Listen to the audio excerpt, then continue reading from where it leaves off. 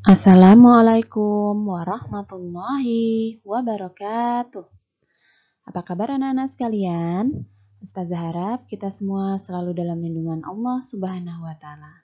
Dalam pembelajaran daring yang ketiga kali ini, kita akan membahas tentang tema 1, fokus pembelajaran bahasa Indonesia. Sebelum kita memulai pelajaran, sebaiknya anak-anak duduk yang rapi dulu ya. Kemudian, siapkan buku tema 1, alat tulis, tidak lupa berdoa, tepuk PPK, salam PPK. Ini kita akan membahas tentang ide pokok. Ide pokok dikenal dengan berbagai istilah. Di antaranya, pokok pikiran, gagasan utama, gagasan pokok, pikiran pokok, dan pikiran utama. Walaupun banyak jenisnya, maksudnya tetap sama ya, yaitu ide pokok. Ide pokok terdapat dalam kalimat utama. Jadi, dalam sebuah paragraf, salah satu kalimatnya itu adalah kalimat utama yang memuat ide pokok. Ide pokok sendiri berarti gagasan yang menjadi dasar atau pokok pengembangan sebuah paragraf. Cara untuk menentukan ide pokok. Pertama, membaca kalimat dalam paragraf satu demi satu. Yang kedua, menentukan salah satu kalimat yang berisi inti dari paragraf tersebut. Ciri-ciri dari ide pokok. Pertama, memiliki arti sendiri dan memiliki arti luas. Kedua, berada di awal paragraf yang disebut deduktif. Namun, terkadang berada di akhir paragraf disebut induktif. Yang ketiga, berisi suatu permasalahan yang dapat dikembangkan lebih rinci lagi. Yang keempat, merupakan pernyataan yang bersifat umum dan dapat dikembangkan lagi. Selain ide pokok, dalam sebuah paragraf juga terdapat ide penjelas. Berikut ciri-cirinya. Pertama, pendukung kalimat utama. Yang kedua, menjelaskan ide pokok. Yang ketiga, dalam penjelasannya ia membutuhkan penghubung, seperti kata bahkan, misalnya, contohnya, dan lain sebagainya, agar tercapai keterkaitan antar kalimat.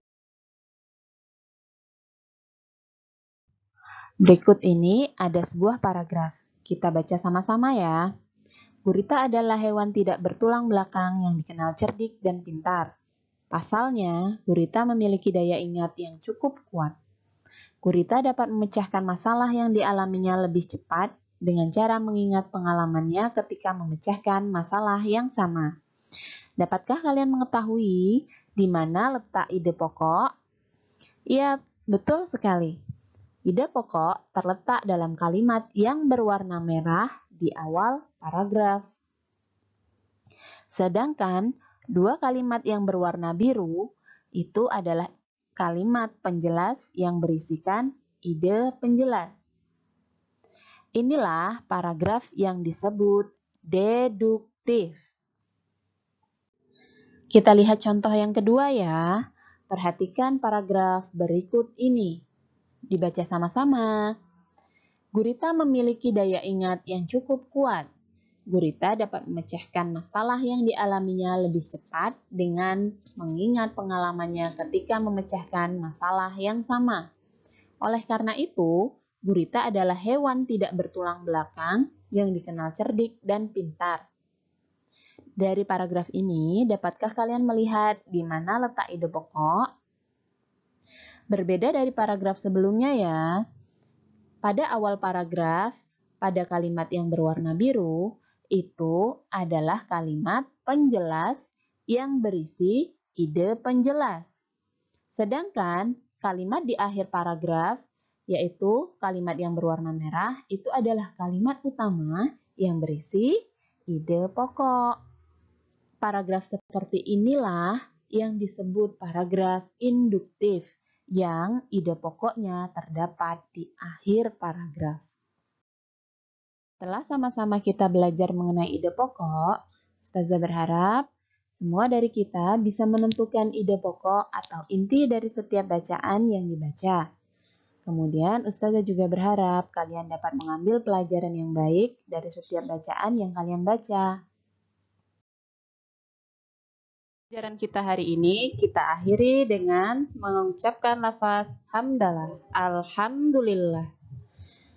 Setelah itu kita berdoa sesudah belajar dan doa penutup majelis. Assalamualaikum warahmatullahi wabarakatuh. Sampai jumpa di pertemuan berikutnya.